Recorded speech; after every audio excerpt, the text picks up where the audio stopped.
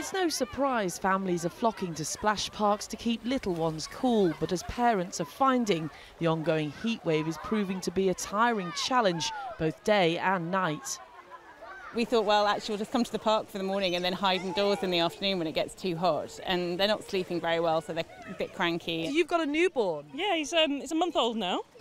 So he's born, well, it hasn't rained in London since he was born, which is quite crazy. It's quite difficult for them to even sleep, so going to bed late, and especially the little one, and during the day they're quite tired, especially with the heat. Well, if you think it's hot today, then brace yourselves, because the temperatures are only going to rise as we move through the week, and that's why the warnings are going out now to protect vulnerable people, not only the young, but also older generations. Hello, you're through to Independent Age. How may I help you?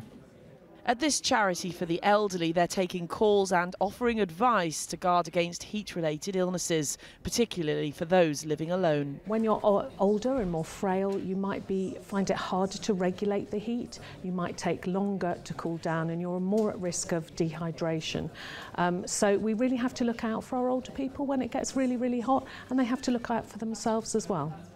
Sleep expert Miranda Shunke says any age can struggle in these intense conditions, why it's important to stay hydrated and try to get enough rest. An added little tip, putting a bowl of ice blocks or an iced bottle in front of the fan can help cool down the air and distribute more cooler air into the room as well. It also has the added advantage of operating as white noise in the room, which can help sleep as well.